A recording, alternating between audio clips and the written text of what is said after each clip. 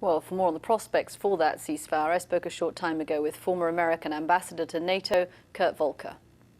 Kurt Volker, do you think there's any chance this ceasefire is any more effective than any of the previous ones? I think there's a chance it might last a couple of days, which is longer than any of the previous ones have really lasted. But I think that structurally it's still not there. What this is about is the Russians wanting to support the Assad regime and having them take control of all of Syria and gain Aleppo back, and the rebels not wanting to do that. And then while that's happening, the need for some humanitarian relief for the people in Aleppo. So I think we're going to see a little bit of relief, but ultimately they have deeply conflicting objectives, and I don't see it lasting. Okay, if it doesn't last, what's Washington's plan B?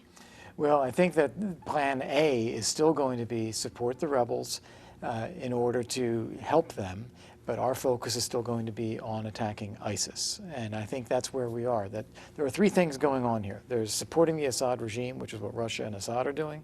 There is the humanitarian relief aspect, and there's the fight against ISIS. Everybody has a different angle. The rebels want to defeat Assad, the Russians want to support him, we want to fight ISIS. This allows us an opening to go after ISIS, and I think we will continue to pursue that. I don't really see the ceasefire holding. I don't really see Russia helping to go after ISIS very much. I don't see the rebels doing it because their focus is Assad. The White House is suggesting today that the Russians have more of an incentive to make this ceasefire work than previous ones. Why would they think that? Did they explain what that incentive would be? Because that would then get the US on board with the Russians in a joint military operation against the Islamic State. Right. I think what this is about is getting the US on board with Russia in supporting Assad. That would be the incentive, and I don't think that's going to happen.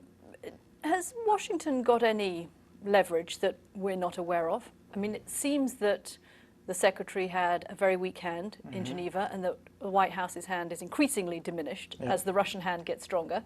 Is there something we're missing? No, I don't think so. I think that the fact that we have chosen not to engage strategically in Syria, we've done the minimum we can to attack ISIS from the air and to support groups willing to fight ISIS. But we haven't dealt with the Assad regime. We haven't dealt with an outcome for what would happen in Syria in the future. Others are in there doing that, and so I don't think we have a very strong hand to play. If elements of the opposition do not support this ceasefire, should the White House publicly pull their support from them? No, just the opposite. We have to remember what the purposes are for why we're there to begin with. First off, the Assad regime has attacked and killed 500,000 of its own people. I guess that's the number people are using now. That's just an awful regime. We can't really support them being there.